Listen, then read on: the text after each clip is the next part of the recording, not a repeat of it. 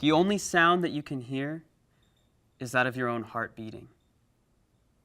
You cannot see anything, but you can feel 1,000 eyes staring at you through the darkness. Your palms are sweating, and your entire body is shaking from nerves or excitement or something. Then a bead of sweat rolls down the side of your face. And lights. You begin to play. This is the experience that almost every single musician has to go through. My name is Connor Kelleher, and I was recently given the opportunity to fill in as the lead guitarist for an up-and-coming band at the California State Fair, thus achieving one of my lifelong dreams. Now, not everyone has had the opportunity, nor wanted the opportunity, to play guitar in front of 500 people. But many of you may feel something similar to what I described when giving a speech or a presentation. If not, these are feelings that are very common in people, and perhaps learning how to deal with them, you might be able to help one of your friends that struggles with the same thing. The following is going to discuss my experience with communication apprehension, or as I like to call it, stage fright, as well as some of the tips that I have developed through my journey of how to deal with this stage fright. Now, stage fright is commonly referred to as something that is naturally occurring when giving a presentation, and is thus one of the biggest fears someone can experience. But in my experience, this is not entirely true.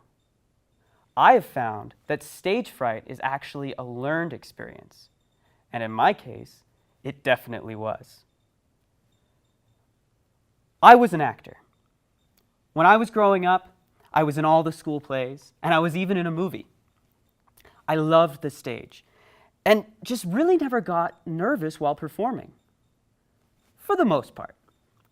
However, that all changed one horrible night when I was giving a speech of introduction for my first freshman play in high school.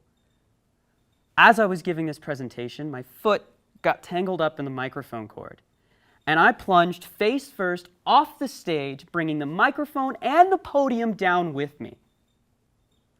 But it's okay. Luckily, the microphone survived. I, however, did walk away with a nasty fat lip and a black eye. Beyond my big fat lip, I also had developed and walked away that night with some serious stage fright. And I was faced with this dilemma. Do I give up something that I love to do, or do I find a way to deal with my newfound fear? In my search, I've discovered two main ways that have really helped me overcome my fear and my stage fright. The first of which is something I like to call finding your zone.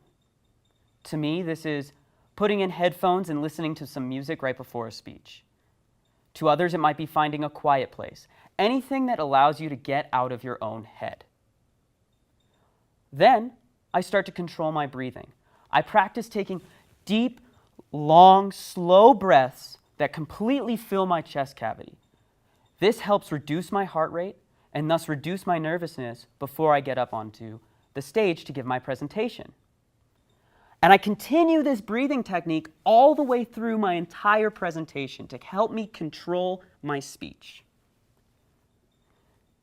The last technique I found, and I feel is the most important, is remembering my mistakes. I go onto that stage and I like to remember about the time I fell off of it. I've already done one of the worst things you can do while giving a presentation.